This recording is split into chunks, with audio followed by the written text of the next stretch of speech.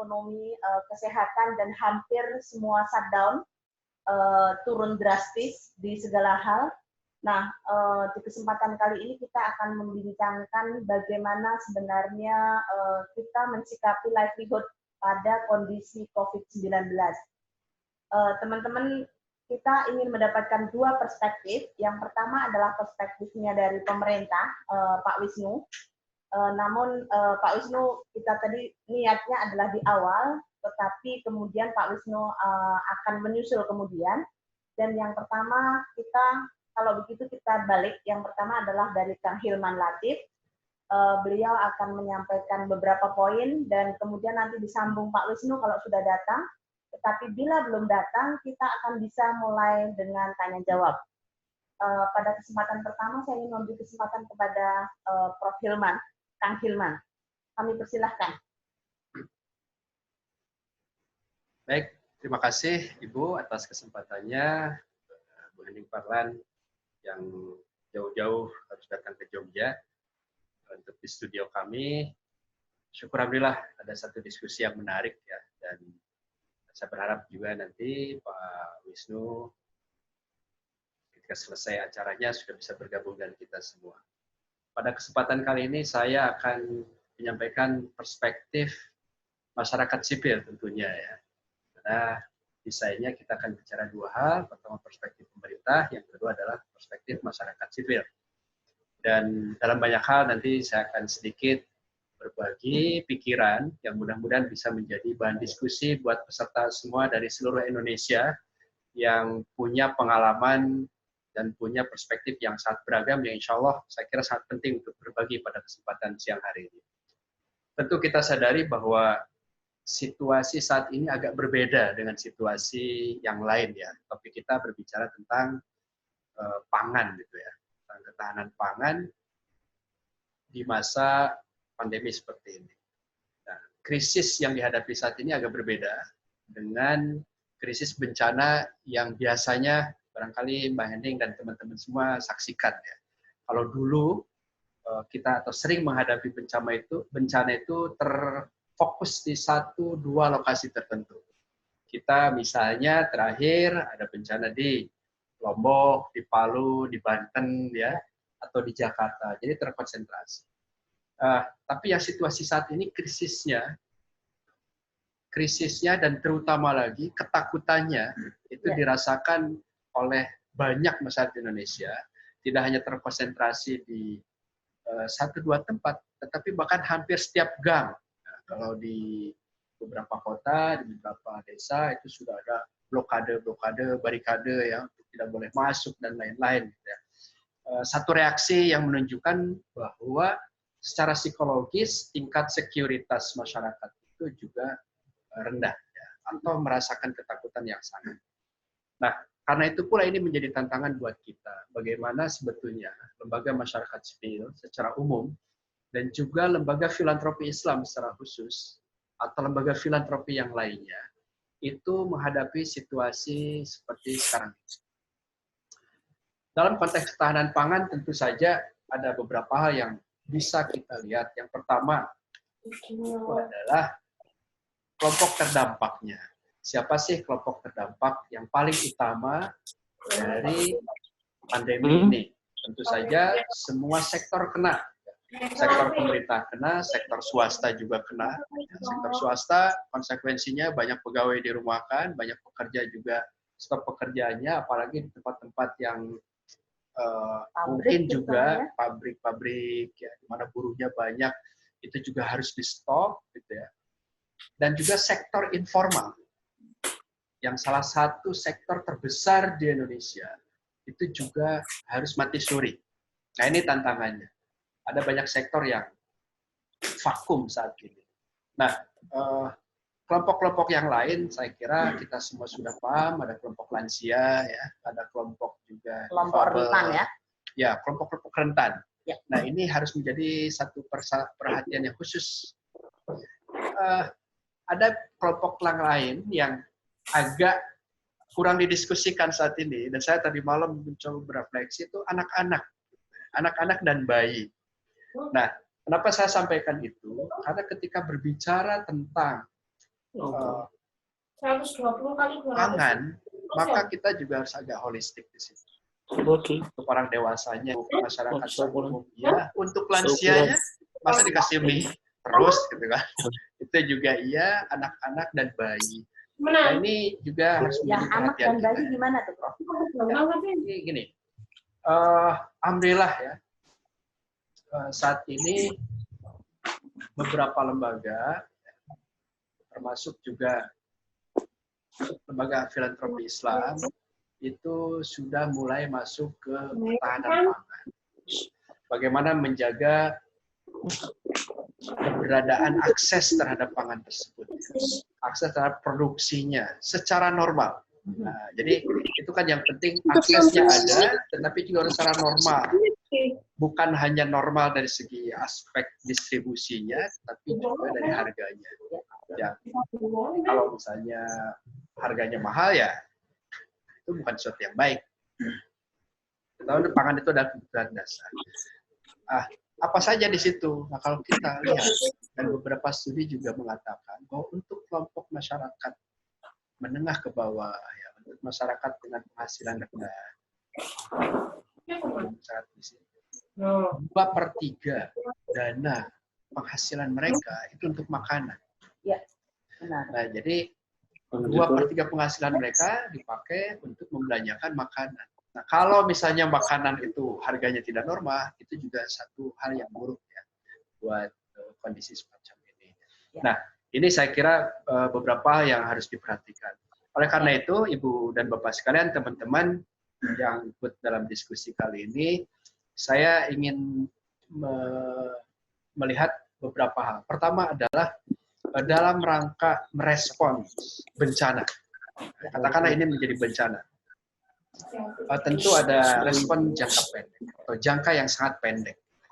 Jangka yang sangat pendek tentu saja dalam konteks pangan itu adalah bagaimana lembaga-lembaga filantropi, lembaga-lembaga masyarakat sipil, lembaga atau organisasi-organisasi yang lain juga sudah melakukan relokasi dana program. Penggalangan dananya juga dimasifkan dan ada redesign program. Dulu program sosialnya seperti apa, program pemberdayaan ekonominya bagaimana, ya, penyantunan seperti apa, tentu masih ada, tetapi harus redesign.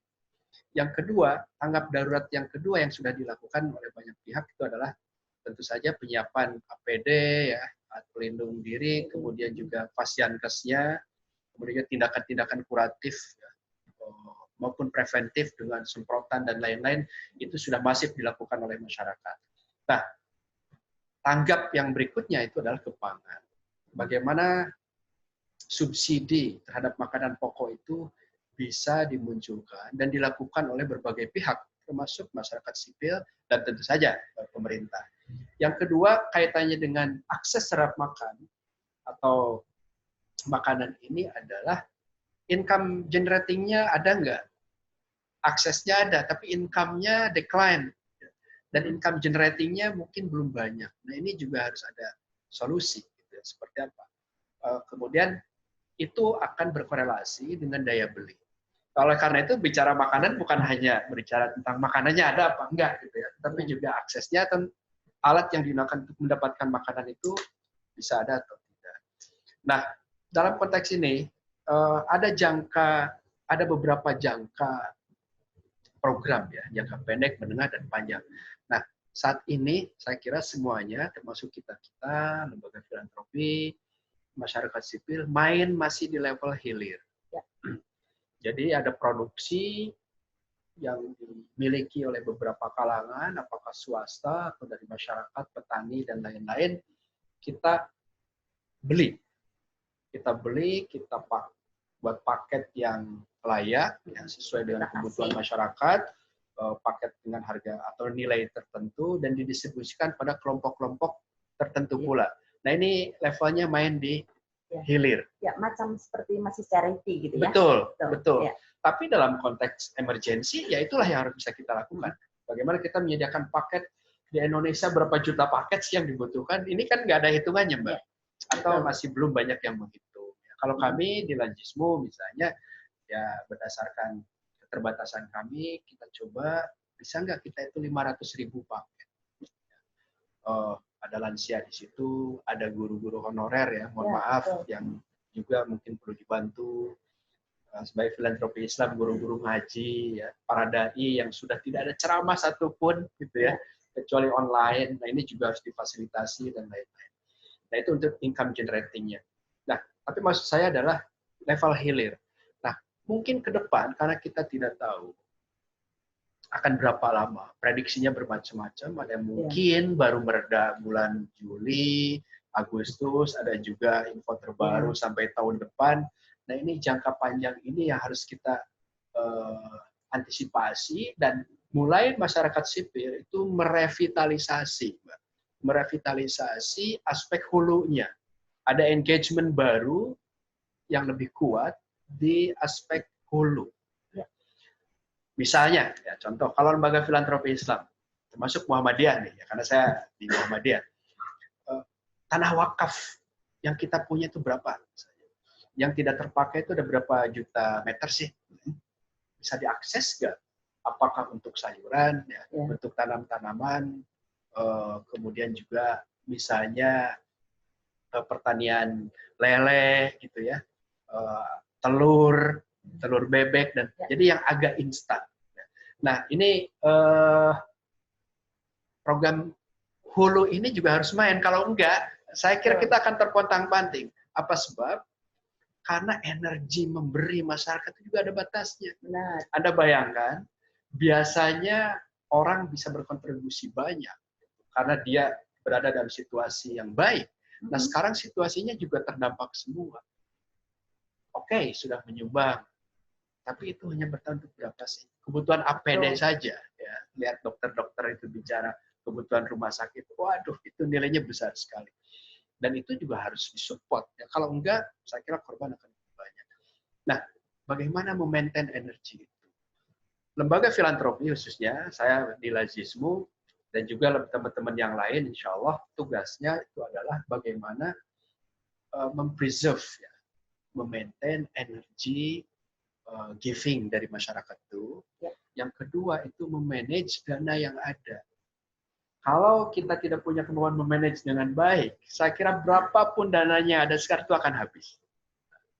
Oleh karena itu, organisasi masyarakat sipil termasuk untuk pangan ya juga bisa agak komprehensif ya. Di situ bagaimana jangka pendeknya saat ini, kita pesan beras berapa puluh ratus ton gitu ya. Kemudian ada yang pesan kotak mie dan macam-macam, kemudian juga ada yang satu hal lagi, nutrisi, Mbak. Nah ini mungkin ahli-ahli gizi bisa menyampaikan itu. Nutrisinya apa gitu ya? Daging harus ada, ikan harus ada, telur, sayuran. Nah ini juga kan harus seimbang. Ya jangan sampai kita itu ya mengumpulkan pangan pokoknya saja. Gitu. Kita tidak berbicara nutrisi. Dan kaitannya nutrisi tadi yang saya sampaikan, biasanya anak-anak makan apa? Ya. Bayinya makan apa gitu loh. Ya kan susu harus ada.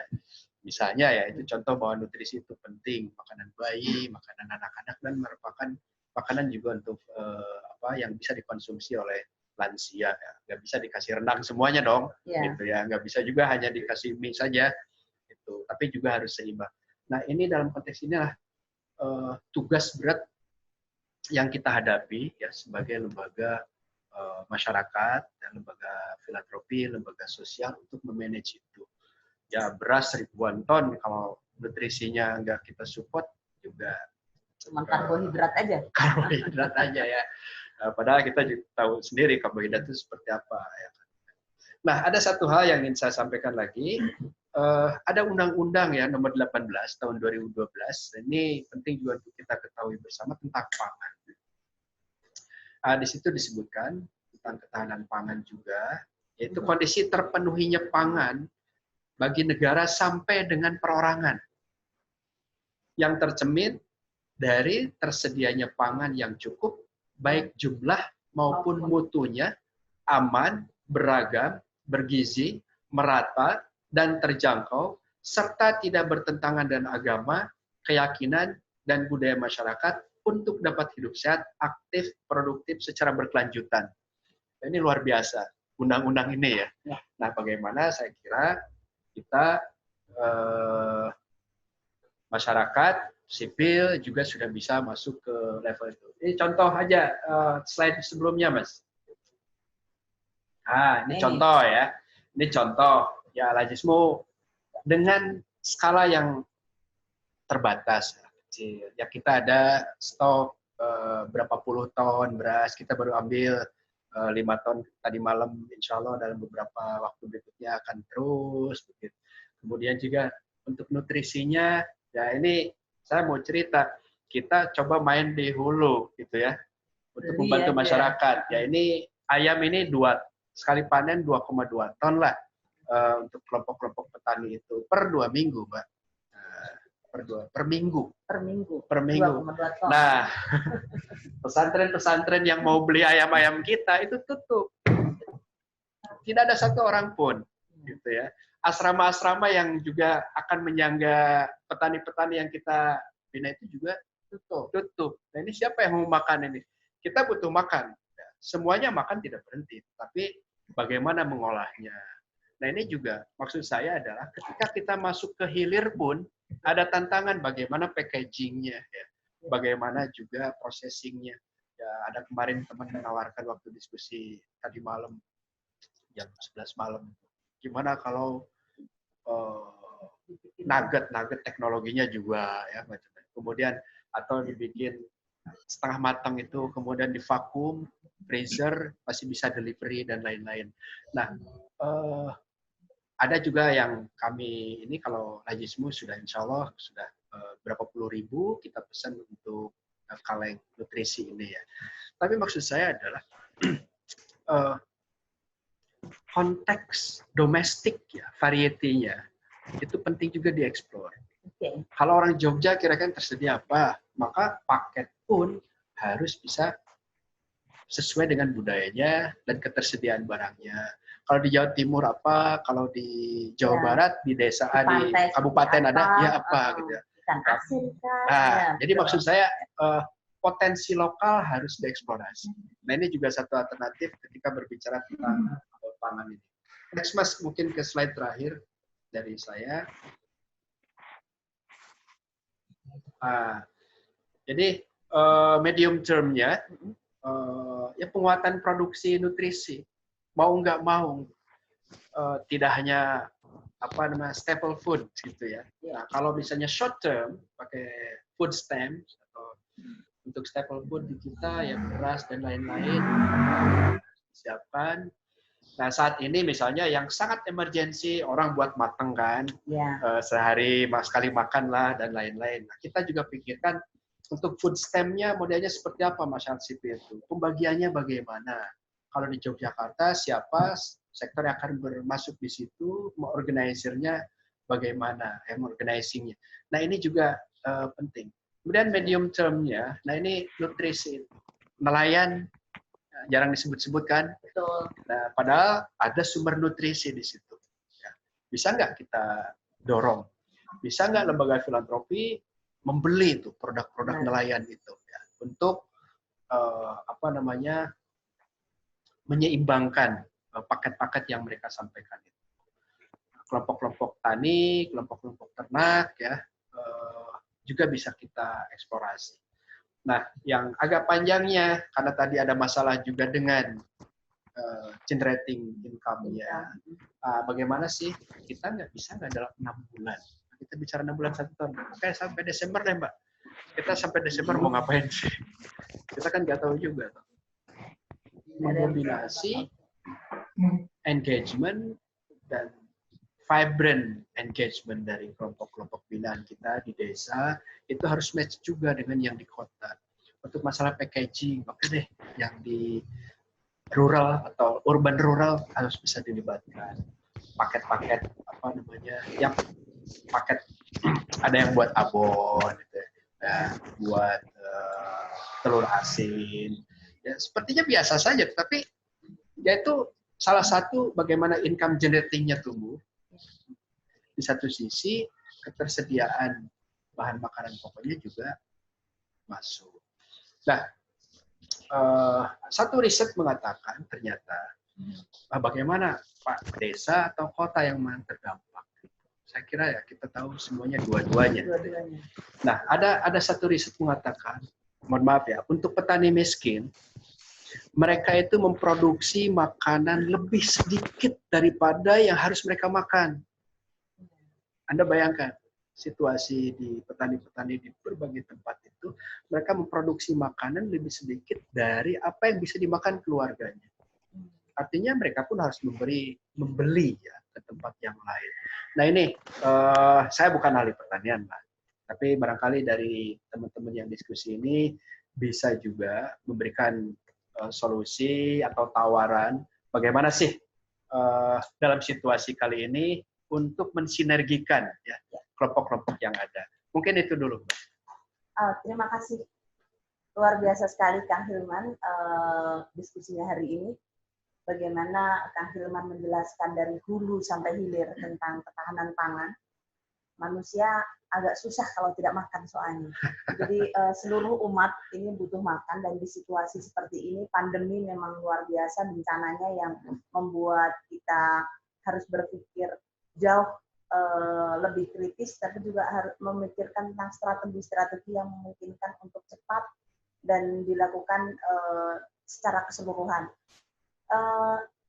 Saya tidak mungkin Pak Wisnu apakah sudah bisa bergabung? Belum. Oke. Kalau belum ada Pak Wisnu, mungkin kita bisa undang rekan-rekan yang lain. Apabila ada pertanyaan, kami persilahkan pertanyaan yang mungkin terkait dengan apa yang sudah dijelaskan tentang pangan. Kami persilahkan, siapa yang mau mulai? Assalamualaikum, Bu. Yang flash tangan ya. Oke, Pak Subandi nomor 1, kuliah. Assalamualaikum. Kemudian Assalamualaikum, Bu Retno, Bu. Bu Retno nomor 2. Kamil Jember. Kamil Jember. Pak Kamil. Ya, Pak Kamil. 3 dulu boleh? Kami persilahkan. Yang pertama, Pak, kami persilahkan.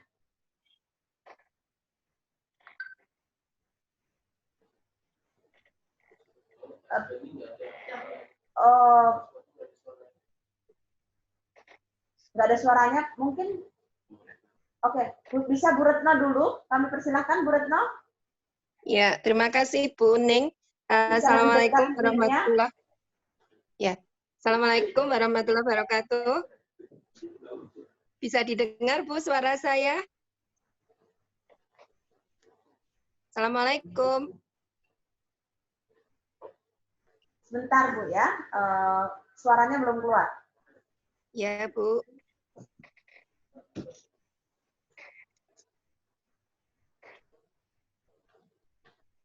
Oke. Yeah. Oke, silakan Bu. Iya, Assalamualaikum warahmatullahi wabarakatuh. Waalaikumsalam. Salam. Ya Bu, saya Bu Retno dari Universitas Muhammadiyah Magelang. Ya. Kebetulan saya juga sebagai Ketua Divisi Pengabdian kepada Masyarakat di LP3M UMM. Nah, saya punya banyak dampingan, Bu, ini terutama para petani. Nah, kemarin beberapa hari yang lalu kami dikelui petani-petani itu bahwa produk-produk yang mereka hasilkan kurang terserap di pasar. Jadi mereka sudah produksi, kemudian karena banyak pembatasan-pembatasan, akhirnya produk mereka tidak bisa terserap di pasar. Pasarnya hanya lokal. Contohnya, Bu, Pak Prof. Hilman juga, ubi Cilembu, produksi Windusari, Kabupaten Magelang, itu hanya dipasarkan secara lokal. Padahal biasanya itu dipasarkan sampai keluar kota, sampai kemana-mana, bahkan diekspor juga. Nah, kemudian ada lagi petani yang mengatakan, Bu, harga cabai kami jatuh karena memang tidak ada pembeli. Nah, ini juga menjadi PR bagi kami. Tadi dikatakan Prof. Hilman bahwa kita juga harus perhatikan ke hulu. Dan yang terjadi di hulu kondisinya seperti itu. Itu yang pertama. Kami mohon solusinya bagaimana untuk mengatasi permasalahan yang dihadapi petani. Kemudian yang kedua, Bu, kami juga Prof. Hilman juga, kami juga mengadakan pengabdian kepada masyarakat kebetulan kami mendapat hibah dari Dikti untuk pengabdian masyarakat. Nah, kami mau memulai ketahanan pangan itu di tingkat rumah tangga dengan menggunakan konsep rumah pangan lestari. Jadi masyarakat mungkin kita bantu untuk pembelian bibit sayur-sayuran, juga tanaman obat, dan kita dampingi supaya mereka bisa menanam sayuran herbal dan macam-macam dari rumah mereka sendiri. Paling tidak untuk memenuhi kebutuhan pangannya masing-masing. Nah, yang saya sampaikan ini untuk solusi para petani tadi. Terima kasih, Bu. Assalamualaikum warahmatullahi wabarakatuh. Waalaikumsalam warahmatullahi wabarakatuh. Kita simpan dulu jawabannya. Kami persilahkan untuk penanya yang kedua. Tadi, ya Pak Khalid. Kamil, Bu. Kamil. Pak Kamil. Ya, silakan Pak Kamil. Oke, Assalamualaikum warahmatullahi wabarakatuh. Waalaikumsalam warahmatullahi Oke, kami Kamil dari Lazismu Jember. Apa yang disampaikan oleh Prof. Irman itu luar biasa. Dan ketika itu memang bisa dipenuhi, apakah oleh negara ataupun oleh lembaga filantropi, tentu merupakan sebuah angin segar bagi masyarakat. Ketika masyarakat kecil kita minta untuk tinggal di rumah, ini kan seakan-akan seperti burung dimasukkan sangkar. Suruh tinggal di sangkar tapi tidak dikasih pisang. Nah, ini kan yang bikin pusing semua masyarakat. Dan masyarakat kita cenderung saat ini sudah tidak terlalu mandiri dari segi pangan. Beda mungkin ya dengan masyarakat di pedesaan yang mereka memang sudah terbiasa. Sebagaimana tadi Ibu yang kedua itu mereka biasa nanam di beberapa pekarangannya, sayur mayur, bahkan ada kolam kecil, ikan, dan sebagainya. Yang ini juga di hulu perlu kita juga ajari kembali. Namun apa yang telah disampaikan tadi oleh Prof. Irman, kalau itu memang betul-betul bisa dilaksanakan, akan menjadi sebuah yang baik ya, program yang baik. Tinggal kemudian pertanyaannya adalah bagaimana cara kita mendistribusikannya itu agar bisa benar-benar tepat sasaran dan bisa terkontrol. Seringkali yang ada adalah ketika sasaran program itu ada, baik di pusat, turun ke bawah, kemudian berbeda, bahkan ke masyarakat malah tidak tepat sasaran. Dengan kondisi masyarakat yang sekarang sepertinya kan hampir seluruh lapisan masyarakat ini kan tergoncang secara ekonomi, secara pangan dan sebagainya, apalagi jika kemudian diprediksi pandemi ini selesai sekitar 4 bulan atau bahkan 6 bulan ke depan. Nah, pertanyaan kami adalah bagaimana kita bisa juga program-program yang ada itu tentu pertama penyediaannya, kita perlu bergandengan tangan, bersinergi semua. Yang kedua adalah distribusinya. Kita harapkan betul-betul merata ke seluruh lapisan masyarakat. Jangan sampai ada yang sudah mendapatkan kemudian itu berlebihan, kemudian ada di kelompok masyarakat yang lain justru malah tidak mendapatkannya. Kalau kami mengusulkan, ya kita perlu juga menggandeng kelompok-kelompok kecil di masyarakat, salah satunya yaitu di masjid sebagai pusat kita sebagai umat Islam, tempat sebelumnya kita kembali untuk melakukan ritual ibadah. Saat ini kita coba ke masjid lagi, tapi dengan solusi masalah ekonomi dan sosial. Tidak mengajak orang datang ke masjid, tapi menjadikan masjid sebagai pusat mungkin pembelajaran kembali cara menanam dan juga data untuk pendistribusian berbagai kebutuhan-kebutuhan pangan. Mungkin itu dulu Prof dan Bu Ning, terima kasih. Terima kasih banyak Pak Kamil. Luar biasa. Tadi kita masih menyimpan satu pertanyaan lagi.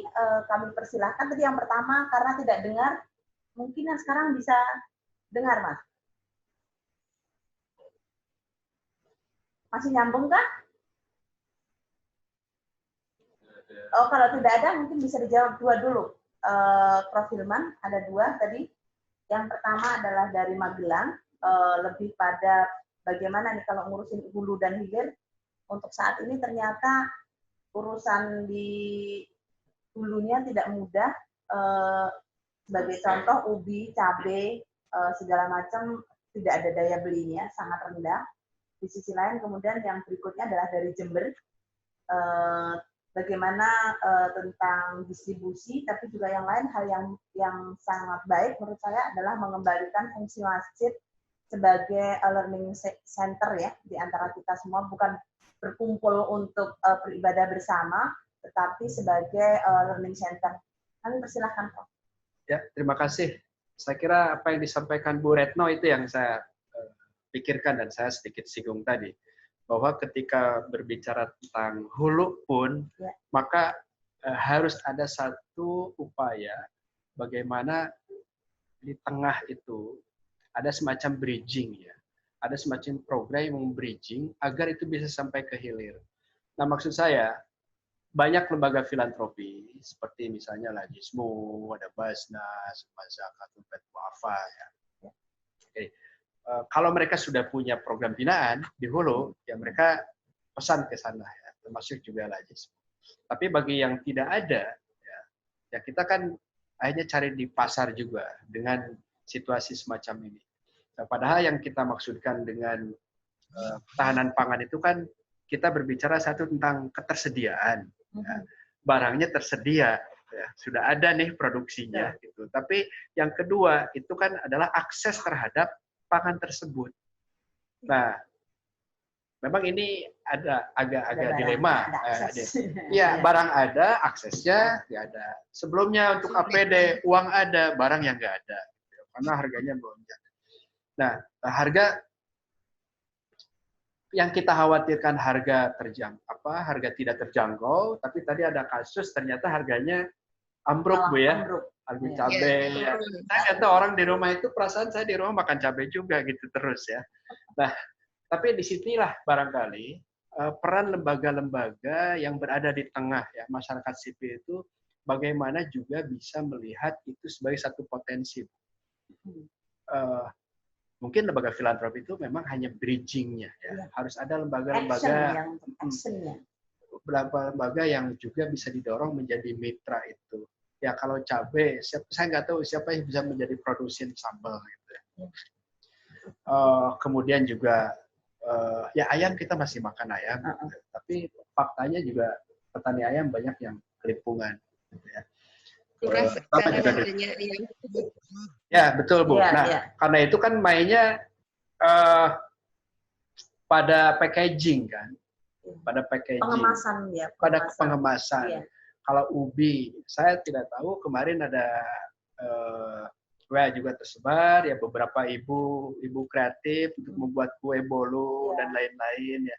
Harganya ya affordable lah, agak mahal dikit tapi affordable gitu ya. Dan dalam situasi ini sangat layak kok gitu, untuk dibeli oleh teman-temannya dan lain-lain. Nah ini jadi konteksnya kita ini seperti melakukan memberikan privilege. We have to buy. Nah, saya tidak tahu apakah ada nggak lembaga di sana, kalau market atau pasar secara umum, ya pasar juga mohon maaf Bu ya, sudah jarang dikunjungi dalam waktu-waktu saat ini. Tapi misalnya lembaga-lembaga yang bisa membeli. Gitu. Saya nggak tahu misalnya, ya, kalau di daerah sana, ada produsen apa yang bisa kita hubungkan untuk bisa menampung barang-barang petani itu. Memang basisnya harus komunitas, kan itu saya tawarkan di PowerPoint yang terakhir, itu harus ada juga yang sifatnya komunitas. Coba di yang poin terakhir itu, nah ini yang long term itu paling bawah ya, kombinasi pengelolaan pangan dalam komunitas di desa dan di kota. Itu maksudnya bridging ya, harus ada bridgingnya. Karena kalau tidak ada ya akan terjadi proses yang sangat tidak seimbang. Nah kemudian tadi saya sepakat dengan usulan dari sebelum ke sana, barangkali dari kampus juga Bu bisa menawarkan pendampingannya. Bukan hanya pada how to produce something gitu ya, tapi juga how to manage. Nah ini packaging itu bisa nggak kampus tuh masuk intervensinya sampai ke situ. Nah saya kira ini bagus kalau misalnya di kampus itu programnya sampai berani masuk ke level pembinaannya, sampai pembinaan level packaging. Nah terakhir sepakat untuk merevitalisasi beberapa institusi di masyarakat, komunitas, masjid yang bisa mengkampanyekan mana dalam komunitas itu untuk melakukan self manajemen ya untuk pangan sendiri gitu ya. Ya karena ini long term-nya masih akan terasa, ya nanam cabai atau nanam sesuatu yang bisa bermanfaat buat kita, ya kolam-kolam hias itu juga mungkin dicampur dengan ikan-ikan. Nah, tapi di kami, Bu, insya Allah, dan ini menjadi agenda saya juga, kita akan coba berkomunikasi lebih intensif dengan wilayah, karena saya sudah meminta wilayah untuk mendata lahan wakaf. Ini yang sering agak ya. Jadi berbasis komunitas betul. Ya, kita ini kan ada kalau Muhammadiyah ya, kita itu maksud saya Muhammadiyah, itu kan ada 32 juta meter. Yang dipakai kan baru separuh, kurang. Ya. Kalau 15 juta meter, di mana sih yang mungkin? Nah, saya kira negara ini kan sekarang butuh partisipasi. Gitu.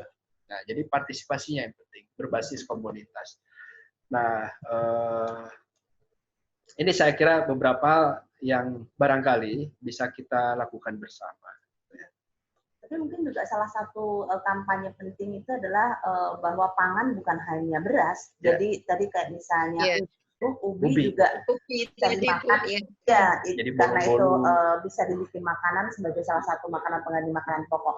Nah, teman-teman, Prof. Hilman juga yang lain, saat ini Pak Wisnu sudah hadir. Selamat siang Pak Wisnu. Selamat siang Mbak Ning, rekan-rekan sekalian. Assalamualaikum warahmatullahi wabarakatuh.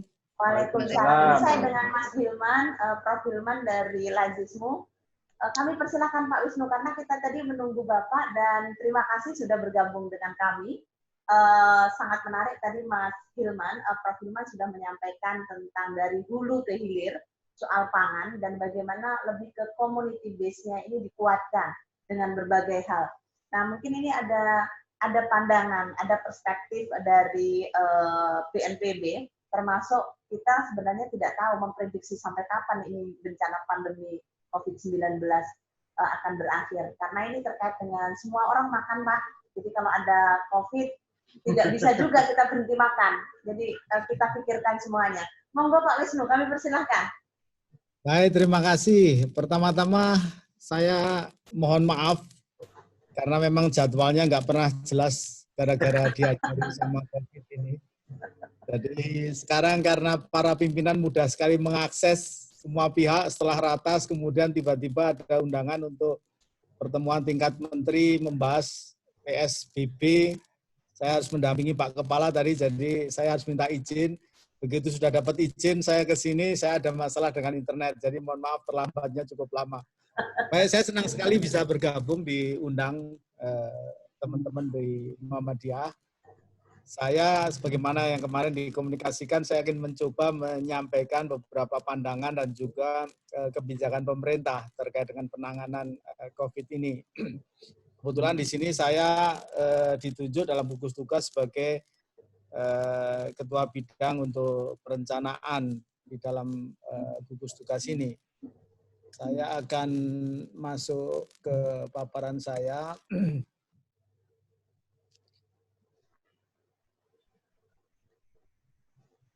Baik, apa bisa dimonitor?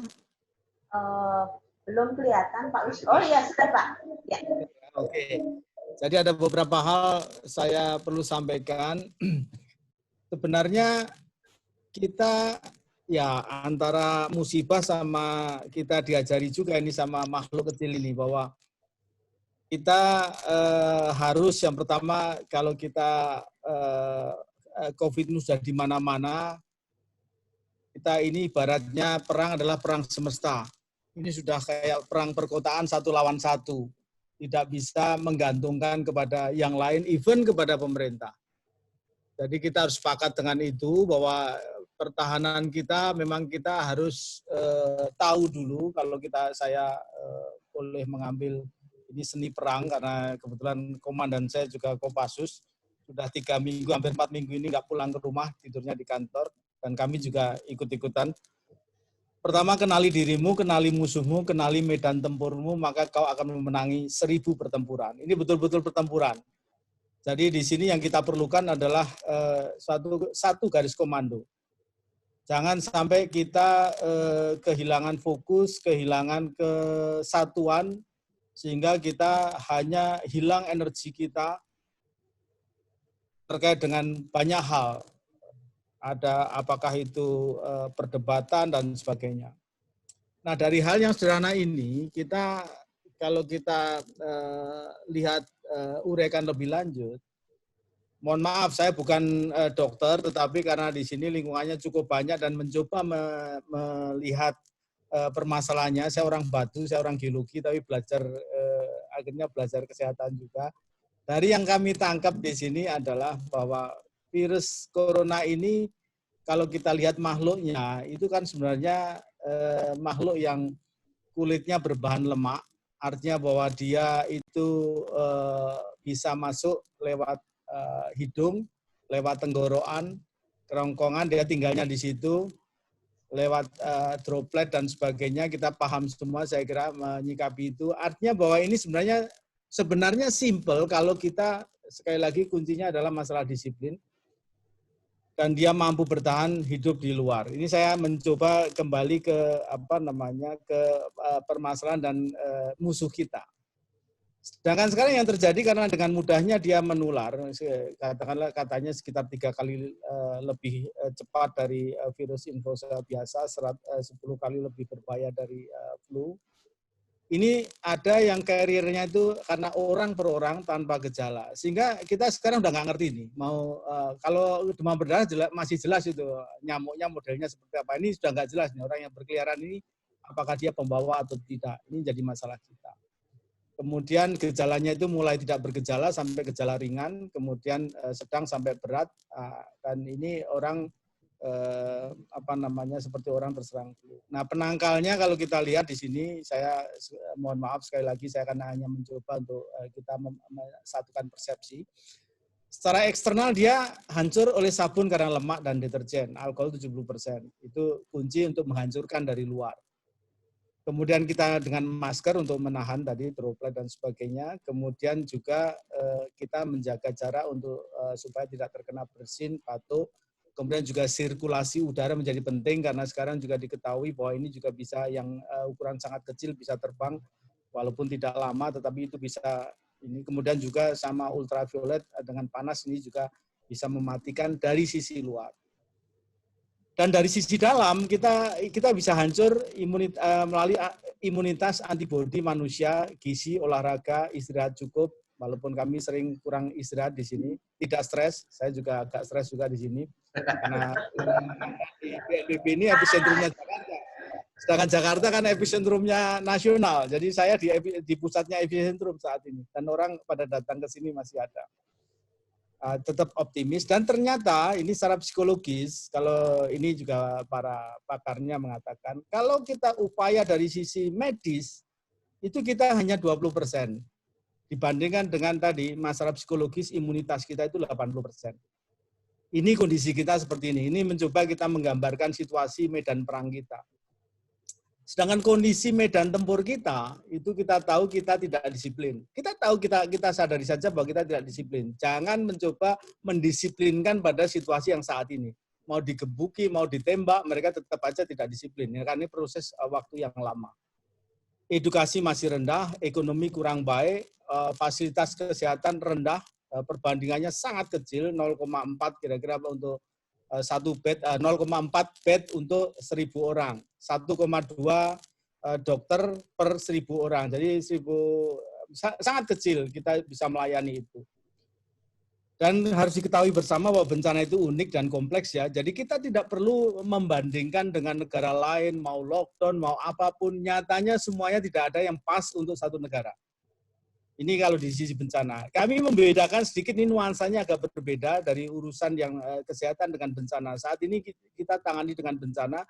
Kalau kesehatan, kalau yang saya amati dari Undang-Undang nomor berapa itu? Nomor 1984 atau 8 tentang wabah, itu sangat sentralistik. Bahkan sekarang masih ada aromanya sentralistik. Sedangkan di bencana itu bukan sentralistik. Perkuatan kita bahwa bencana itu adalah urusan bersama dan ayo kita keroyok bersama. Itu pandangan kami dan kami merasakan itu sangat powerful. Kalau kita lihat lebih lanjut, ini sekedar data saja, kita tahu sekarang Amerika pun kelabaan itu, kurang apa Amerika? Karena apa? Ya saya kira salah satunya adalah masalah panik. Sehingga orang yang harusnya tidak masuk rumah sakit, masuk rumah berbondong-bondong dan itu menjadi kekiausan luar biasa. Ini yang saya sampaikan tadi terkait dengan kondisinya untuk bed rumah sakit 0,4 per 1000, dokter juga masih sangat kecil sekali, kita punya kapasitas begini kan, kita negara besar ini, jadi mungkin tuntutan kalau kita mau penuhi besar sekali juga dananya pasti besar sekali terkait dengan kesehatan.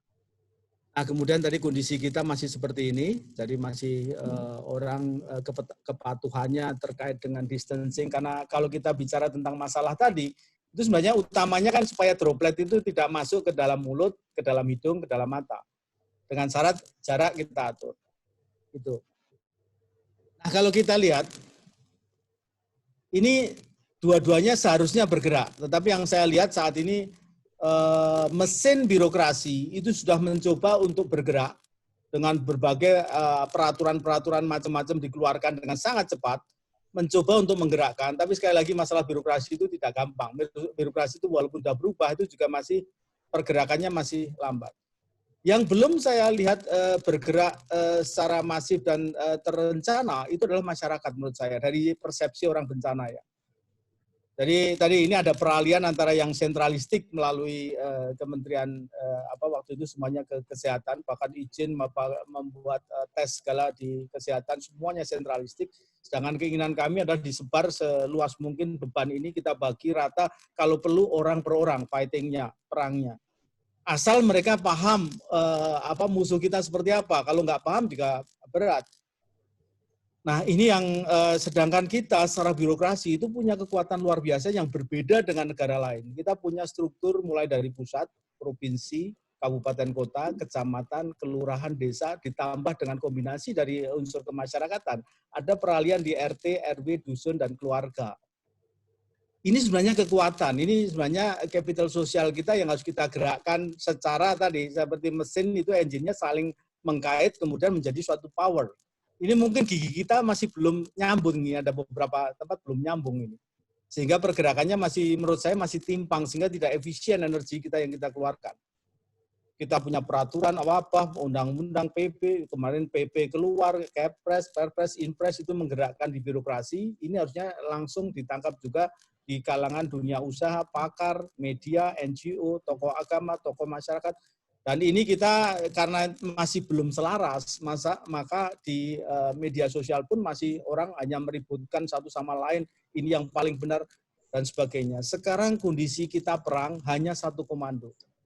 Komando kita kalau saya merefer Pak Doni itu adalah presiden saat ini. Apapun yang di presiden itu yang menurut saya, menurut kita itu harus kita ikuti. Ini sudah perang. Ibaratnya gerbong kereta api, satu gerbong terbalik, semuanya terhambat. Nah, ini mesin ini yang harus kita hidupkan dan saya sebenarnya dari sisi kebencanaan sangat-sangat optimis bahwa ini bisa bergerak. Kita punya kekuatan besar sekali, ada Muhammadiyah di sini, ada NU di sini, ada PMI di sini, nanti tambah dengan HFI dengan merangkum semuanya.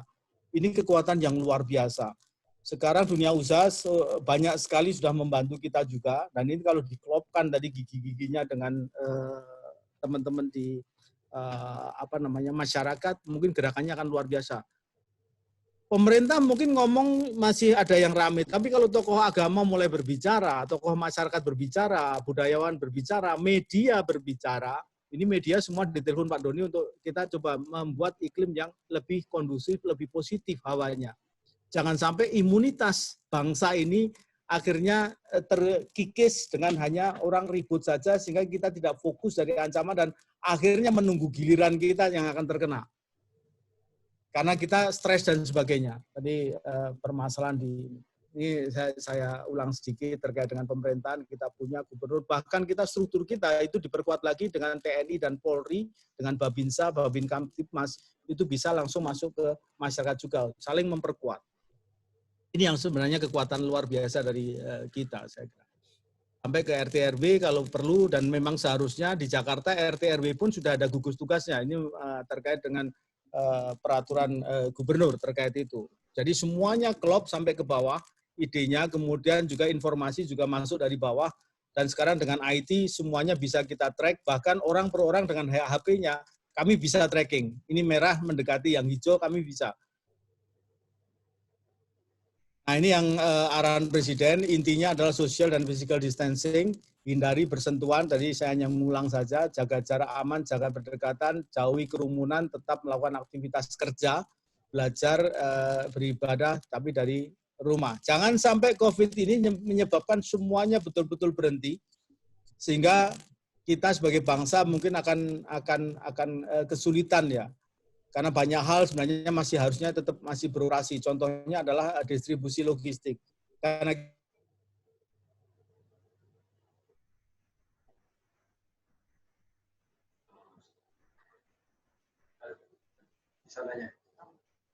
Maaf Pak Wisnu, putus suaranya. Ya, Pak. Lagi putus Pak Wisnu. Oke.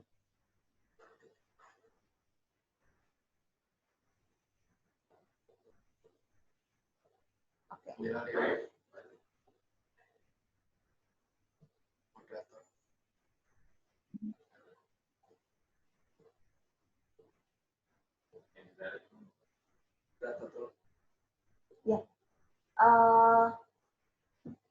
kelihatannya Pak Wisnu ada masalah seperti tadi disampaikan ya, ada masalah di internetnya di Pramuka, di BNPB. Mungkin kita bisa memulai atau kita bisa buka satu diskusi lagi dan nanti kita balik lagi ke Pak Wisnu kalau misalnya internetnya sudah bisa nyambung lagi. Bapak Ibu, kami persilahkan seperti tadi untuk mulai untuk bertanya kalau masih ada pertanyaan. Bentar. Pak Tony, satu. Saya Umam Baning tanya. Oh, sebentar. Kang Umam nomor 2. Masih ada Sahril nomor 3. Hah? Mas Sahril nomor 3. Mas Sahril nomor 3. Kami persilahkan. 3 dulu deh, Bu. Iya. Satu, yang pertama, monggo silakan.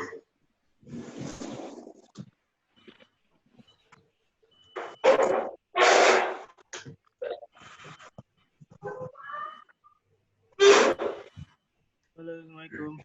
Waalaikumsalam warahmatullahi wabarakatuh. Ya, mohon izin Bu Hening, saya bertanya. Muhammad Fatoni dari MDMC Kota Malang. Oke, Mas Fatoni silahkan. Ini saya tujukan untuk Prof. Hilman ya. Tadi sudah ada pencerahan terkait dengan bagaimana dari hilir sampai ke hulu. Saya mau menanyakan kemarin kita dari PDM Kota Malang terkait dengan gugus tugas COVID ini MCCC di Kota Malang. Ini dari Ketua PDM mengajukan untuk bagaimana target COVID yang ada di Kota Malang kan zona merah. Sehingga perlu dana kemungkinan sekitar 1 M. Karena kita perangnya ini kan di awal-awal ini Prof. Hilman. Jadi ini masih pemanasan, belum goro-goronya ini belum ada ini. Goro-goronya ada itu sekitar bulan April, Mei, peak season-nya. Dan kita tahu sampai kapan ini terakhir kita belum tahu karena masyarakat juga masih belum bisa menerapkan sosial dan physical distancing dengan baik. Nah, kalau misalnya ini sampai terjadi, ada perkiraan dari Australia itu sampai November, Desember, bahkan dari ahli epidemiologi itu sampai 2 tahun ini Prof. Hilman. Nah, ini kalau dana itu cepat dihabiskan dalam waktu yang terdekat, ini bagaimana? Apakah kita perlu lumbung seperti zamannya Nabi Yusuf ketika menghadapi bencana? Jadi ya, apa yang disampaikan oleh Prof. Hilman ini diupakan dalam lumbung, sehingga setiap PDM mempunyai gudang-gudang logistik, sehingga pemberian bantuan itu tidak hanya nanti 2 bulan terus macet, tapi ini bisa berkesinambungan. Begitu Prof. Hilman, terima kasih. Oke. Ini kita lanjut pertanyaan dulu, yang kedua. Ya, Kang Umam, kami persilahkan. Terima kasih Mbak Ning. Terima kasih sudah diberi kesempatan untuk ikut diskusi ini. Terima kasih Prof. Hilman sudah memberikan pencerahan pada kita. Tadi saya juga mendengar penjelasan dari Pak Wisnu. Yang pertama memang ini urusan bencana. Ya oke atau tidak ini harus menjadi ranah berpikir kita bahwa ini menjadi urusan kita bersama kalau sudah urusan bencana. Nah yang menjadi pertanyaan adalah kemudian kegagapan kita ini terjadi hampir di semua tempat di Muhammadiyah karena ini adalah kejadian yang pertama kali dan merupakan pengalaman yang pertama kali. Nah, yang perlu dilakukan kemudian adalah bagaimana mempercepat agar kegagapan itu tidak terus-menerus, bahkan menjadi kepanikan. Saya bilang kegagapan itu juga terjadi di kalangan rumah sakit sendiri, termasuk tenaga kesehatan kita. Dan harus diakui itu, karena memang semuanya tidak siap. Nah, yang perlu dilakukan adalah bagaimana melakukan percepatan itu, agar teman-teman termasuk kita sendiri juga tidak terlalu lama untuk gagap dan kemudian malah menjadi ikut panik dan tidak bisa melakukan tugas-tugas kemanusiaan ini. Dalam bahasa teman-teman di PP disebut sebagai jihad kemanusiaan. Nah, rencana kontingensi itu saya pikir menjadi penting karena kemudian tidak ada skema yang utuh bersama-sama gitu ya dikeluarkan oleh PP terkait dengan rencana kontingensi ini. Misalnya begini, selama 3 bulan atau 4 bulan sampai dengan Agustus lah kira-kira, atau mungkin Mei, Juni, Juli kira-kira begitu, menyusun rencana kontingensi terhadap hal yang kira-kira paling buruk. Saya tidak membahas soal yang lain, saya yang bahas di kalangan Muhammadiyah sendiri. Bagaimana kemudian amal usaha Muhammadiyah harus kolab, lembaga usaha Muhammadiyah juga harus kolab. Nah, oleh karena itu mungkin sebaiknya segera saja kita duduk bersama, kembali gitu kira-kira, karena mungkin sudah ada yang duduk bersama, ngobrol bersama, tapi tidak ada perencanaan kontingensi. Maksud kami, kita susun itu, sehingga kita tahu skema bisnisnya. Yang disampaikan oleh Prof. Hilman, saya setuju soal bagaimana di kan skema jangka panjang, tapi implementasi atau bahasa teknisnya yang perlu diterjemahkan dalam rencana kontingensi tersebut. Yang pertama itu Mbak Ning dan Prof. Hilman. Yang kedua, rasa soal-soal teknis di lapangan. Halo? Ya, silakan Kang Umam.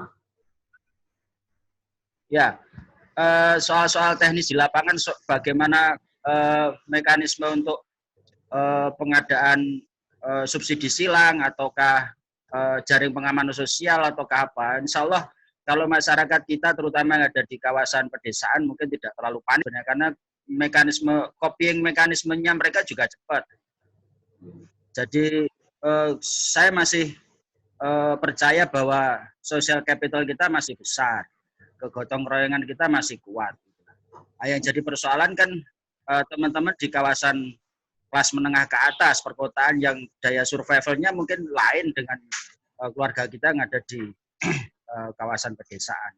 Jadi kalau misalnya kita melakukan penguatan terhadap kapasitas teman-teman di kalangan pedesaan melalui program-program yang sebenarnya tadi sudah disampaikan oleh Prof. Hilman soal bagaimana ketahanan ekonomi, keluarga, kemudian lumbung pangan yang di Jawa Tengah sendiri sudah ditetapkan itu lumbung pangan.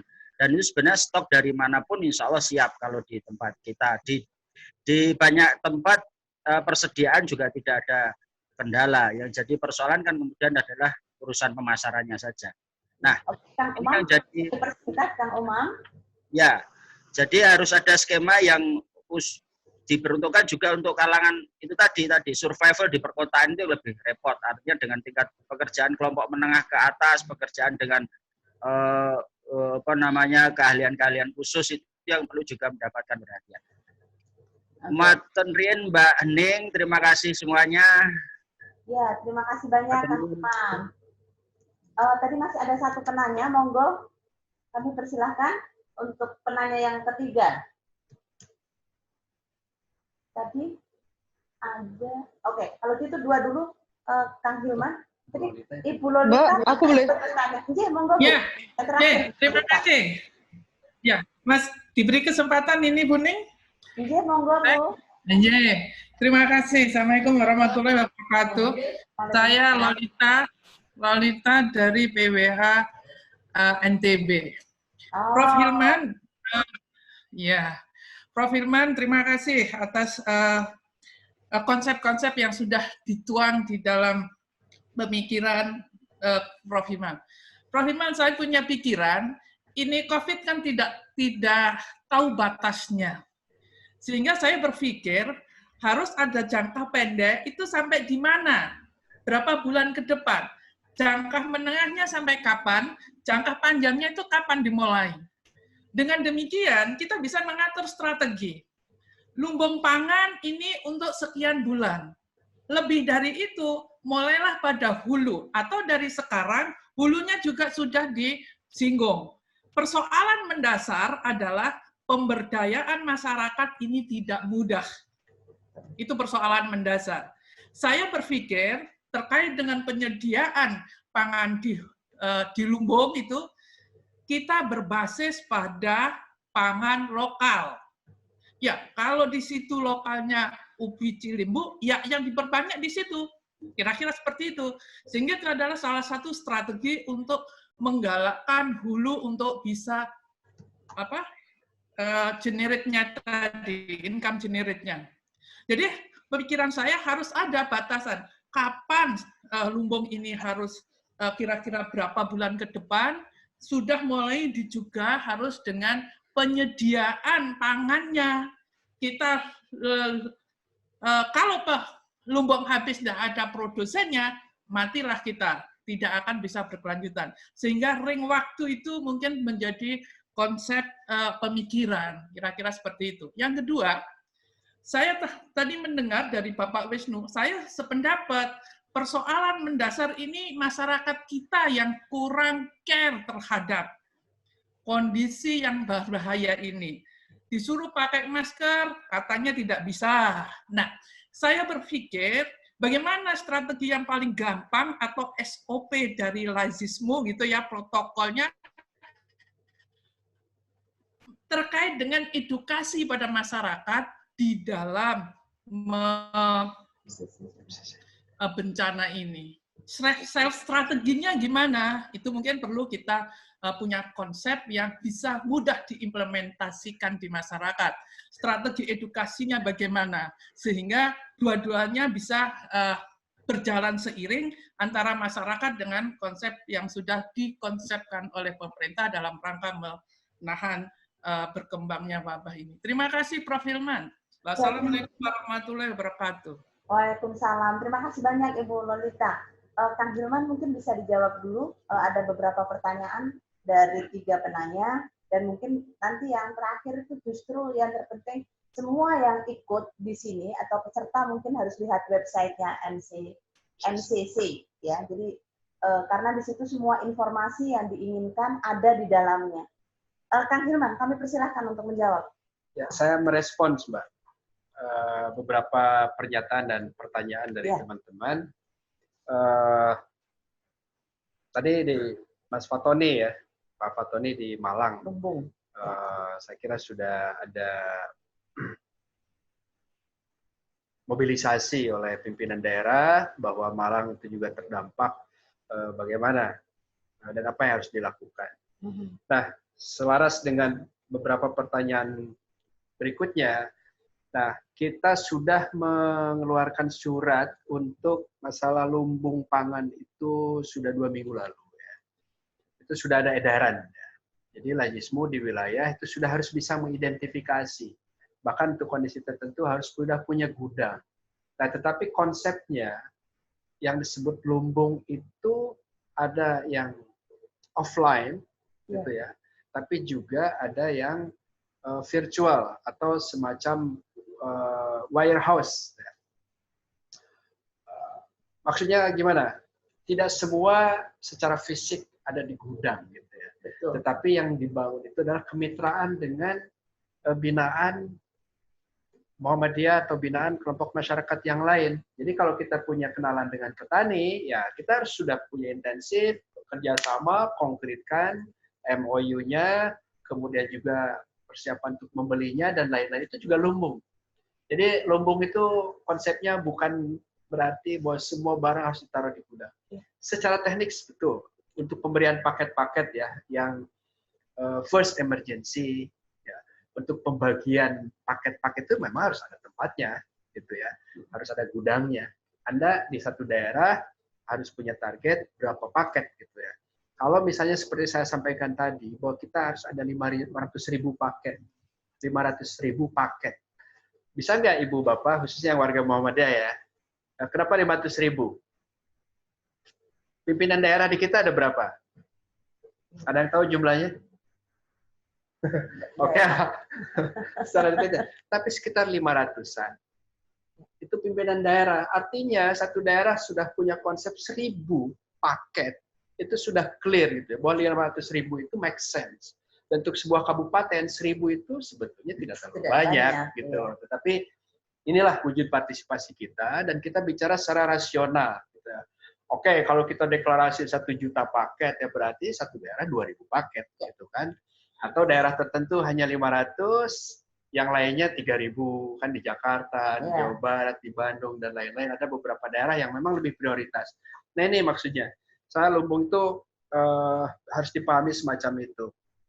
Dan tentunya ya harus disiapkan dari sekarang. Ya kalau Lajismu Pusat sebagai lembaga amil, lembaga filantropi, yaitu kan kita juga, nah ini harus dicatat. Pengalaman kita, beli sekarang itu barangnya belum tentu ada sekarang. Gitu ya. Kita pesan berapa ribu, biasa berapa puluh ton, berapa puluh ribu kaleng untuk nutrisi, itu datangnya bulan depan. Tapi harus dipesan dari sekarang. Uang juga harus bayar sekarang. Nah inilah saya kira peran lembaga filantropi itu harus firm di situ. Kita tidak bisa nunggu terlalu lama. Kita tidak bisa nunggu terlalu lama. Kalau ada uang mukanya, bayar uang mukanya. Anda butuh berapa ribu kaleng untuk nutrisi. Gitu ya. Pesan dari sekarang. Kemudian juga persiapan timeline untuk packaging-nya. Gitu ya. Nah ini yang apa namanya dalam konteks emergensi kedua.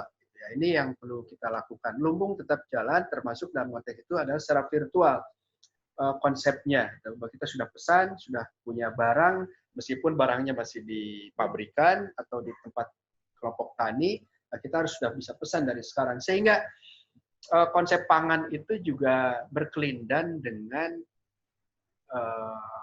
income generating-nya. Ya, income generating. Nah, ini ada kaitannya dengan pertanyaan Kang Umam tadi ya, bahwa ada banyak kegagapan, saya kira bukan hanya Muhammadiyah ya, negara aja gagap gitu loh, situasi seperti ini. Tapi saya sepakat, hanya saja masalah kontingensi itu nggak bisa ditentukan oleh PP. Ya PP itu siapa? Ya tentu pemerintah dulu gitu. Tapi kalau kita sebagai lembaga kemanusiaan, bolehlah kita memprediksi kira-kira nih untuk sampai Lebaran Mei kita harus sediakan apa, emergensinya buat masyarakat, subsidinya seperti apa. Kita pahami katakanlah emergency response gitu ya sampai bulan Mei.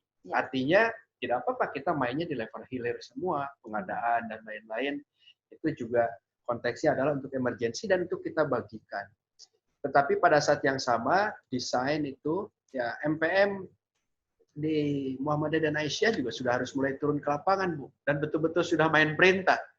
Itu sudah nggak ada koordinasi, udah perintah aja. Sekarang itu kan koordinasi tanpa ada perintah yang, itu dengan instruksi aja, kurang patuh, apalagi cuma ini ya, ajakan-ajakan. Nah, saya kira,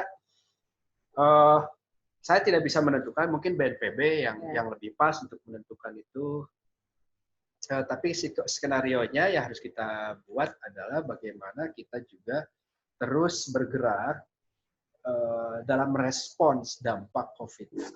Nah, mengenai yang masalah yang lain, saya kira otoritasnya, Bu Lolita, untuk yang lain-lain ya, termasuk juga yang Malang ya, MCCC itu ya, Muhammadiyah COVID Command Center itu. Mereka lah yang punya gugus tugas yang utama. Lajismu itu lembaga amil zakat Muhammadiyah itu hanya sebagai penopang. Secara finansial kita nego sana, nego sini, gitu ya. Kemudian cari mitra. Ya alhamdulillah, insya Allah dalam beberapa waktu kita sudah dapat beberapa mitra yang akan kita dorong gitu ya. Nah, jadi konteksnya seperti itu. Kalau Anda memang adanya di Lazis Muhammadiyah atau lembaga Lazis yang lain, ya optimalkan cara Anda meyakinkan publik bahwa donasi mereka itu masih dibutuhkan. Masih dibutuhkan. Dan Anda juga harus punya skenario bagaimana membelanjakannya. Untuk responnya silakan pakai berapa persen, 40%, ya, yang 30% untuk ke depan seperti apa. Nah ini tugas lembaga filantropi memang mengatur di situ. Nah kalau urusan kesehatan dan topik-topik yang sifatnya medis dan lain-lain, saya kira MCC itu yang merupakan gugus tugas khusus dan juga multi stakeholders ya. Kemudian juga di situ ada MDMC, ada dokter-dokter rumah sakit, PKU Muhammadiyah, Aisyah dan lain-lain itu ada di mereka ini. Saya kira itu. Ya, terima kasih banyak Prof. Hilman. Pak Wisnu sudah nyambung, tapi sebelum itu tadi kalau kita jadi insya Allah kita punya paket, jangan lupa jangan membebani bumi kita dengan bencana yang baru dengan plastik. Jadi minta tolong nanti ini tidak lagi surat, tetapi mungkin harus instruksi benar bahwa pada saat pemberian paket tidak diperkenankan untuk menggunakan plastik sekali menggunakan bungkus sekali pakai. Mengurangi. Ya, minimal kita bisa mengurangi itu. Jadi seminimal mungkin kita tidak menggunakan plastik sekali pakai. Makanya dicatat tidak sekali pakai agar bisa dipakai beberapa kali, tidak terlalu merusak, mengurangi. Pak Wisnu, apakah sudah bisa bergabung bersama kami, Pak? Ya, bisa. Oh iya, Bapak, kami persilahkan tadi dilanjut. Sudah ya, saya langsung masuk ke mungkin ya, yang ke masalah kehidupan tadi. Iya, silahkan Pak Wisnu. Sebentar. Melibatkan penyuluh pertanian. Kementerian Desa ada juga bermain. Semuanya akan kita kerahkan dan yang penting adalah ada suatu komunikasi. Potensi gabung harus tidak hanya berpikir sendiri belum kirim ke lawan, tetapi juga menggunakan potensi-potensi dari kementerian lembaga yang dananya saat ini dananya sudah menyebar di kabupaten kota, kemudian juga sampai ke desa. Mereka punya anggaran di situ. Sampai 600 sampai 1 miliar lebih di beberapa daerah punya itu. Bisa kita manfaatkan, memang fokusnya untuk itu. Kemudian optimalisasi lahan, mungkin juga bisa kerjasama, kita tinggal minta masukan saja di daerah, ada masalah apa, kalau ada masalah di perhutani dan sebagainya, kita bisa dorong mereka untuk menghilangkan masalah di bottleneck seperti itu. Kemudian saya nambahkan sedikit kekhawatiran teman-teman saat ini Indonesia, memang ini kita diajari oleh makhluk kecil ini untuk mandiri. Harus swadaya pangan, tidak bisa bergantung pada negara lain. Kami dalam waktu dekat ini bantuan ini karya anak bangsa dari ITB sama UI yang kita saat ini kekurangan ventilator, mereka akan bisa memproduksi sampai puluhan ribu. Tetapi ini bukan ventilator yang akhir, tapi sebelum sampai ke permasalahan yang berat, ini bisa untuk membantu pernapasan sehingga dengan itu diharapkan mereka tidak sampai ke menjadi sangat kritis. Kemudian APD, ternyata Indonesia salah satu penghasil APD terbesar di dunia, sampai 17 juta per bulan, tetapi masalahnya kita sudah rata-rata sudah kontrak dengan negara-negara yang memiliki bahan baku. Jadi bahan baku diberikan kepada kita, kontrak, tetapi secara diplomatik kita sudah bisa menyelesaikan 50-50. Kita minta separuh diekspor, tapi separuh menjadi kewenangan Indonesia. Nah ini kita sebenarnya diajari betul supaya kita bisa mandiri, termasuk orang per orang harus mandiri. Kita nggak bisa mempercayakan gelas kita dipegang orang lain, karena kita nggak tahu orang lain itu sudah terpapar atau belum. Nah inilah ini yang saya katakan tadi, ini perang semesta, kita mesti harus bisa mandiri, kalau perlu makan, minum itu kita pastikan. Bahkan di tempat saya, di kedeputian saya, setiap direktorat itu, saya minta untuk beli microwave untuk semua makanan yang masuk itu dipanasi 60 derajat sudah cukup, mereka mati itu. virus itu. Jadi kita harus tahu persis apa sih musuh kita sebelum kita bertindak.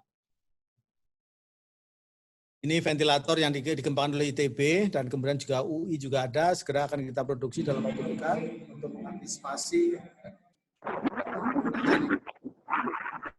Nah, ini kita harus satu komando, begitu sudah digariskan kita ikuti, nanti kalau memang lokomotif itu harus berhenti, kita berhenti, maju, kita harus kompak. Kalau kita mau bekerja cepat, itu memang orang per orang. Tetapi kalau kita mau bekerja secara endurance lama, itu kita harus bersama-sama dengan satu visi yang sama, tujuan yang sama. Mungkin itu yang bisa saya sampaikan. Terima kasih. Ya, Pak Wisnu, terima kasih banyak. Teman-teman dari Muhammadiyah Yogyakarta apa sudah terkoneksi? Tadi informasi tiba-tiba down internet di sana begitu. Silakan dipergunakan. Sudah ya? Terima kasih Mas Arief ya ini. Terima kasih banyak Mas Arief telah nyambungin kita karena tadi ada masalah teknis di Jogja, jadi kita sudah bisa nyambung lagi. Bapak dan Ibu yang kami hormati, sebenarnya kita waktu sampai pukul masih kurang berapa menit lagi ya? Sudah lebih. Nah, kawan-kawan, kita memang terlalu asik bicara ngomongin pangan di kesempatan sore ini karena memang pangan menjadi salah satu sesuatu yang sama sekali tidak bisa dihindari pada kondisi bencana dan bukan bencana. Dan mohon maaf, kita tidak punya waktu lagi untuk punten. Apakah boleh saya buka satu sesi pertanyaan lagi? Satu aja Bu. Bu ya. Nining satu dong, saya belum. Tunggu sebentar, saya buka sesi satu lagi untuk 2 penanya. Kami persilahkan. Siapa nih? Ya, saya yang pertama. Bu Nining, saya yang pertama ya. Iya, Bapak Pak Subandi. Pak siapa namanya? Pak Sahril. Pak Sahril. Pak Sahril, Pak Sahril. Ada yang satu lagi mungkin?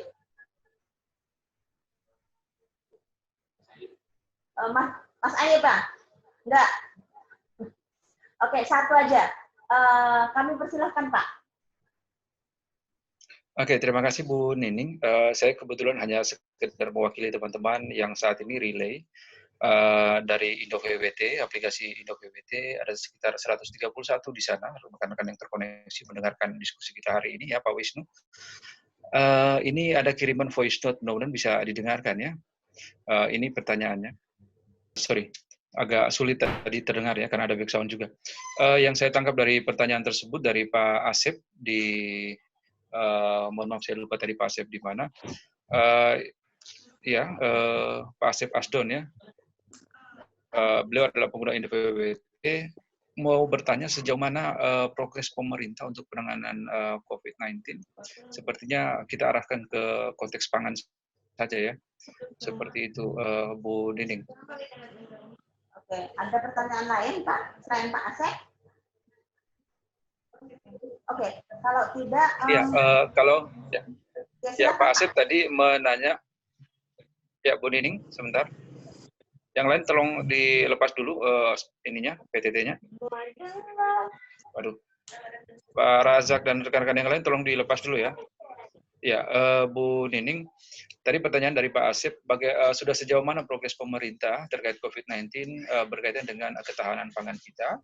Itu yang pertama. Sementara pertanyaan dari saya, banyak sekali user di IndoVWT, kemarin kita beberapa kali melakukan diskusi-diskusi dari 500 user yang terkoneksi, pada umumnya mereka gelisah atau khawatir dengan kondisi saat ini.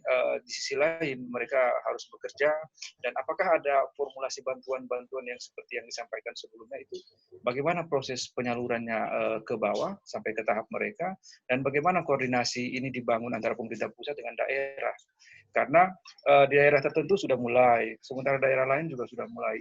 Koordinasi ini bagaimana? Jadi kita kan sering-sering menyatakan ke mereka bahwa sabar saja, tunggu insya Allah akan ada begitu. Seperti itu Bu Nining untuk ke Pak Wisnu ya. Terima kasih Bu Nining. Ya, saya pikir terima kasih banyak Pak. Pertanyaannya langsung kepada Pak Wisnu. Pak Wisnu bisa membantu untuk menjawab 2 pertanyaan Pak Wisnu. Jadi progres dari pemerintah terkait kebijakan pemerintah untuk antisipasi pangan seperti apa, dan yang kedua kalau ada bantuan-bantuan itu bagaimana bisa benar-benar sampai kepada masyarakat yang ada di bawah. Terima kasih. Silakan Pak Wisnu. Baik, terima kasih atas pertanyaannya. Pertama terkait dengan pangan, kami dari Dewan Ketahanan Pangan sudah kita koordinasikan dengan Bulog dan sebagainya. Selama 3 bulan ke depan kita masih aman untuk masalah pangan ini. Stok masih sangat mencukupi, sangat memadai. Kemudian untuk yang berikutnya tadi yang kami sampaikan bahwa kita memang perlu satu kebijakan yang terkait dengan pengelolaan, saya kira. Contohnya saat ini ya, ini sangat berlimpah saat ini karena pasar memang belum kebutuhan pasar mengecil. Semuanya sudah stabil harga-harga, tetapi ada melimpahnya produk-produk seperti tadi saya sampaikan, perikanan. Kemudian masalah daging kita saat ini masih terkendala karena tertutupnya impor dari India.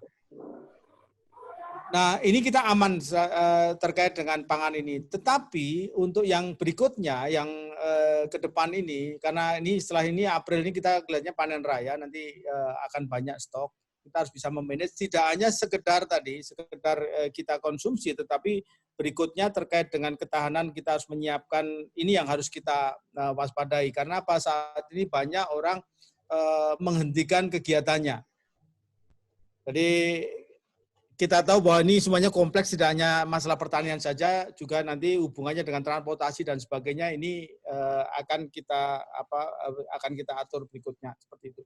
Jadi sudah kita pikirkan, sudah kita antisipasi untuk ke depan, dan sudah kita diingatkan juga akan kemungkinan krisis pangan di dunia, sehingga program-program padat karya menjadi prioritas kita saat ini. Itu. Kemudian berikutnya masalah bantuan. Jadi secara koordinasi saat ini di pusat kita memiliki gugus tugas yang terdiri dari yang ditunjuk Pak Kepala BNPB, kemudian wakil-wakilnya dari TNI, Polri, dan kemudian banyak termasuk kesehatan dan sebagainya. Ini semua sudah tergabung di dalam organisasi ini. Nah, kemudian kita perintahkan juga ke daerah, ini kan satu komando, di daerah gubernur, bupati itu menjadi kepala gugus tugas. Jadi koordinasinya tidak terlalu sulit saat ini, apalagi di backup oleh TNI Polri sebagai wakil-wakilnya. Sehingga alur komando ini jelas sekali karena kami juga bisa menggerakkan TNI sampai ke daerah.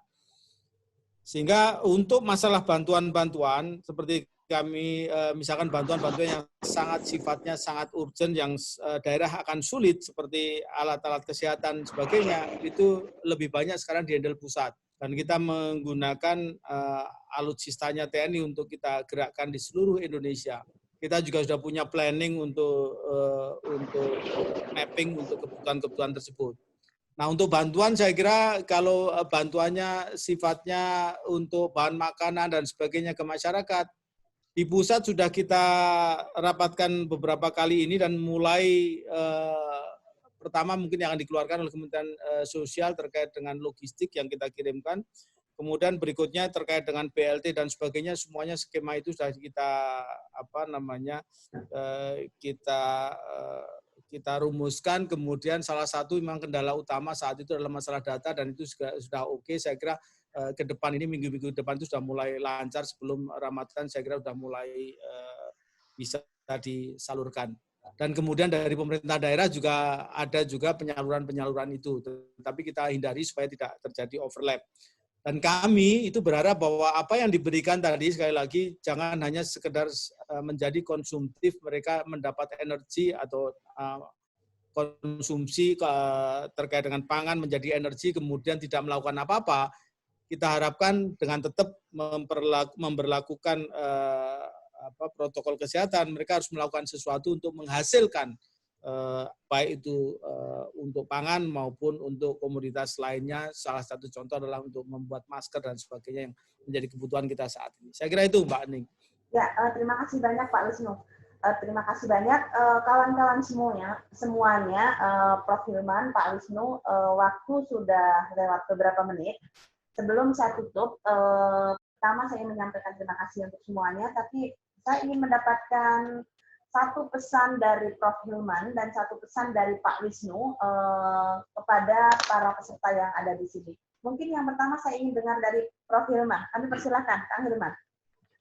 Ya, terima kasih, Mbak Hening. Saya kira kita sudah melihat ada potensi, ya, ada sosial kapital yang kuat dalam masyarakat kita di berbagai daerah dan kita optimalkan itu. Nah, yang penting juga untuk teman-teman semua itu adalah bagaimana membangun sinergi. Ada potensi yang kita miliki, ada potensi yang dimiliki orang lain, ada kapasitas yang kita miliki, ada keterbatasan yang kita miliki, dan bagaimana kita juga bisa mengoptimalkan yang lainnya. Jadi di sini kerjasama saya kira menjadi salah satu kunci, termasuk di dalam Persyarikatan Muhammadiyah, ya. Ada Aisyah di situ punya peran, ada Muhammadiyah punya peran, majelis A, B, C, D di bidang kesehatan, pemberdayaan, fundraising dan lain-lain, itu saya kira kuncinya di sinergi. Ya, mudah-mudahan kita punya satu gerakan yang masif, ya, dalam waktu dekat. Insya Allah Lajismu akan coba buat fundraising lagi secara masif, mengundang semua stakeholder kita, ya, simpatisan profesional, simpatisan Muhammadiyah, untuk bisa bersama-sama bagaimana memanage ini dalam waktu 3 bulan, tetapi juga dengan dukungan finansial yang konkret. Karena salah satu keterbatasan dari lembaga masyarakat sipil itu adalah masalah dukungan finansial. Saya kira konkretnya di situ. Terima kasih. Terima kasih banyak, Kang Hilman. Pak Wisnu, kami undang untuk memberikan satu pesan yang luar biasa kepada para partisipan dan kita semua. Baik, terima kasih. Kami harapkan bahwa kita bisa memanfaatkan dengan sangat baik kapital sosial kita, yaitu gotong royong, ya. Gotong royong saling membantu, dan kita harus bersatu. Bersatu itu berbeda dengan bersama. Kalau bersama itu belum tentu bersatu, tapi kalau bersatu itu bersama kita. Nah, itu kekuatan kita. Coba kita masuk pendampingan sampai ke tingkat yang paling kecil. Kita gunakan semua organisasi yang kita punya untuk mendampingi masyarakat.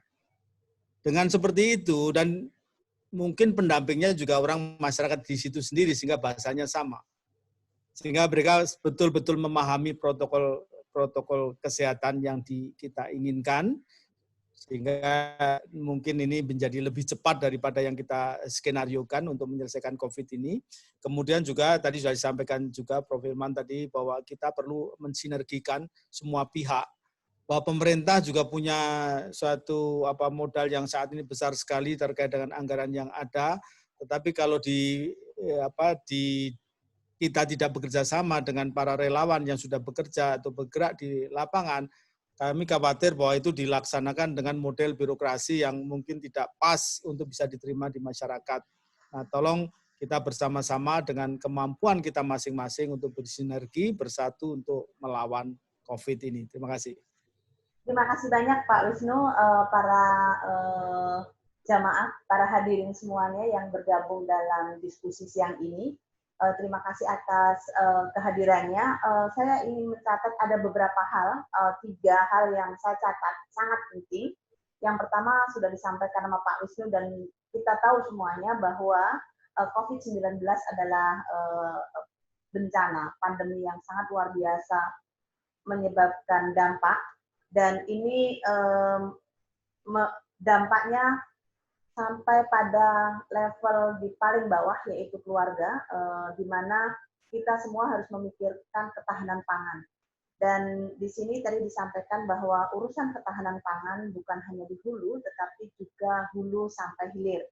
Nah, yang terakhir adalah untuk mengcover semua itu dibutuhkan satu kelegaan hati dari kita semua untuk bisa bersinergi, untuk bisa bekerja sama, untuk menggunakan bahasa-bahasa yang lebih lokal, sehingga kita secara bersama-sama bisa menanggulangi krisis, tapi sekaligus bersama-sama kita semua tidak ada yang satupun kelaparan, dan bisa saling membantu satu dengan yang lain. Akhirnya saya dari moderator mohon maaf apabila ada kekurangan, dan terima kasih untuk semuanya, Pak Wisnu, Kang Hilman, dan teman-teman yang telah bekerja keras untuk semua ini terselenggara. Mohon maaf tadi sempat ada kerumitan teknis karena internetnya tidak nyambung, dan terima kasih banyak. Akhir kalam, billahi taufiq wal hidayah. Assalamualaikum warahmatullahi wabarakatuh. Waalaikumsalam warahmatullahi wabarakatuh. Waalaikumsalam warahmatullahi wabarakatuh.